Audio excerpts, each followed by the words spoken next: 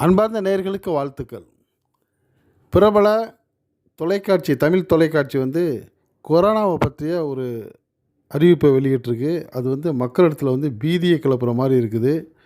உண்மையாகவே அந்த நிலைமையா அவ்வளோ மோசமாக இருக்கா? அப்படி ஒரு சூழ்நிலை வருமா? அப்படிங்கிறத பற்றி பலரும் கவலையாக கவனிக்க ஆரம்பிச்சிருக்காங்க. அப்படி அந்த சேனல் என்ன சொல்லியிருக்காங்கன்னா, கேரளாவை தொடர்ந்து தமிழ்நாட்டிலையும் கொரோனாவுடைய தாக்கம் அதிகரிக்குது. அது மிக்க கவலையை கொடுக்குதுங்கிற மாதிரி செய்தி வெளியிட்டிருக்கிறாங்க. அண்டை மாநிலமான கேரளாவில் கொரோனா தொற்று அதிகரித்து வர்ற நிலையில் தற்போது தமிழ்நாட்டிலையும் கொரோனா பாதிப்பு மெல்ல மெல்ல மெல்ல அதிகரித்து வர்றதா தகவல் வருது. கடந்த 10 நாட்களுக்கு முன்பாக 7, 8 அப்படின்ற எண்ணிக்கையில் இருந்த கொரோனா பாதிப்பு தற்போது 40 என்ற எண்ணிக்கையில் உள்ளது. டிசம்பர் மாத தொடக்கத்தில் இருந்து கொரோனா தொற்று மெல்ல மெல்ல அதிகரிக்க தொடங்கியிருக்கிறது அப்படிங்கிறது தெரிய வந்திருக்கிறதா தகவல் சொல்கிறாங்க. நவம்பர் மாத இறுதியில் 7 என்று இருந்த கொரோனா பாதிப்பு நேற்று டிசம்பர் 13ஆம் தேதி 37ஆக பதிவாகிருக்கு. அதே போல் 150 அப்படின்னு இருந்த பரிசோதனை எண்ணிக்கையும் 250 அதிகரிச்சிருக்கு.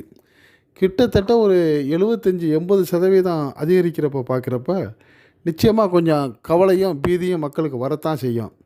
கேரளாவை தொடர்ந்து தமிழ்நாட்டிலையும் கொரோனா தொற்று அதிகரித்து வர்றது மக்களிடத்தை அச்சத்தை ஏற்படுத்தியிருக்கு. கொரோனா தொற்று பரவலை கட்டுப்படுத்த மாநில அரசு தீவிர நடவடிக்கை எடுக்க வேணும்னு பல தரப்புலையும் கோரிக்கை வச்சுருக்கிறாங்க.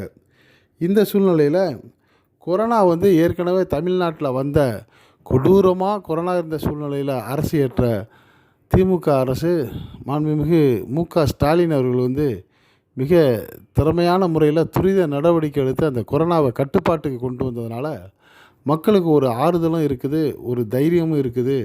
பரவாயில்ல, எப்படி இருந்தாலும் இந்த அரசு நம்மளுக்கு ஒரு முன்னெச்சரிக்கையான ஏற்பாடுகளை செய்யுங்கிற நம்பிக்கை ஒரு பக்கம் இருக்கிறதுனால சற்று ஆறுதல் அடைகிறாங்க.